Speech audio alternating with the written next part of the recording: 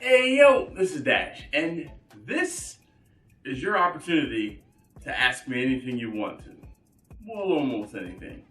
If you guys don't know, if you weren't around for last year, during the month of December, when barbecue views are down, we gotta do something to help get those views back up. That being said, what I'm gonna do for the month of December is you guys get to ask me almost anything.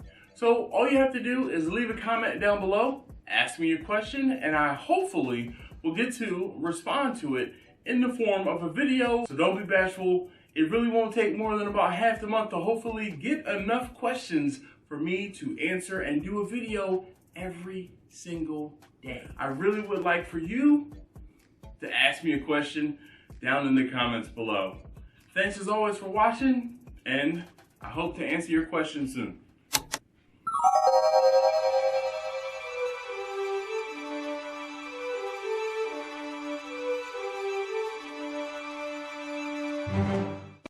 Hey yo, this is Dash, and this is gonna be Ask Dash 2020 episode 30.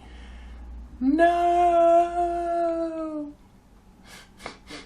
There's only one day left. Tomorrow is it. Tomorrow is gonna be the last day of the Ask Dash 2020 series, and tomorrow is going to be the last day of 2020. I cannot believe it. I cannot believe it. This year has been a year. It has definitely been a year.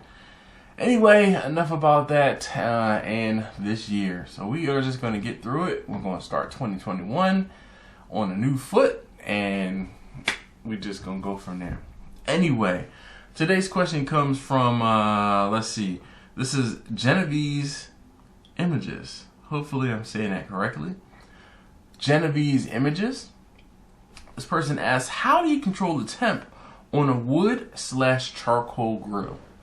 Well, the temperature is going to be controlled by the amount of fuel that you have, so how much wood you put in there or how much charcoal you have in there, as well as how much air you let in.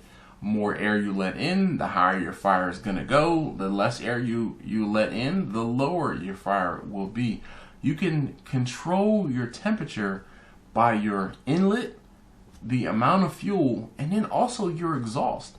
That exhaust will either let the draft come through and let air go through your cooker, or it'll choke it off, and choking it off sometimes will have a negative effect in a good way where it'll slow things down. So it's controlling your temperature is going to be just a matter of controlling those three things. Now, we all know that controlling those three things is not the simplest thing in the world. So what I normally would recommend is you try to fiddle with one of those things at a time. So don't fiddle with the inlet, don't fiddle with your fuel, and don't fiddle with your exhaust at the same time. You're going to fiddle with the inlet and see what happens. All right, so if the temperature doesn't come down where you need it to be, then you can fiddle with the exhaust, and you can say, all right, I'm gonna close the exhaust off a little bit, and hopefully things will slow down. And then lastly, your fuel. If you put more charcoal briquettes in or less charcoal briquettes in, your fire can't get much higher if you have less, and your fire will be raging if you put in more. So just keep in mind your fuel will also have an impact on how hot your grill or your cooker is gonna get. So those are the three things that you have to kind of work in conjunction. And you know, it's one of those things where it's only three things, but those three things have an infinite number of different combinations, and it can be tricky and tough to get it right. So with some practice, and one of the things that I always did, there's a video out there that I put out there talking about fire management. Your fire is not going to go like this and just hold steady the entire time you're cooking. It's going to ebb and flow. It's going to go up and down. So what you have to do is you have to expect when it's ramping up, you have to be able to throttle it down and level it off. Once you level it off, it's going to start to drop down because your fuel is burning. It's an active source. So either your fuel is burning and is lighting more and going to be on the incline, or your fuel is burning and it's dying off and it'll be on the decline. either of those things, you have to adjust your inlet and your exhaust accordingly. And also you can and will have to probably adjust the amount of fuel that you have accordingly. So sometimes you might have to spread some things out and take some fuel away. Sometimes you might have to add some fuel back in there. But I could probably go on and on and on ad nauseum about how to control temperatures. But it's one of those things where you're going to just have to, like, there is no better trainer or there is no better means of understanding how your cooker is going to work other than using it.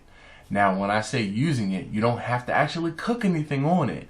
You might take a bag or 2 bags of charcoal to figure it out. All right. And then even when you think you have it figured out, when you add meat to it, protein to it, that's going to take up some of that heat in that cooker. You're going to be thrown for a loop and things could possibly change.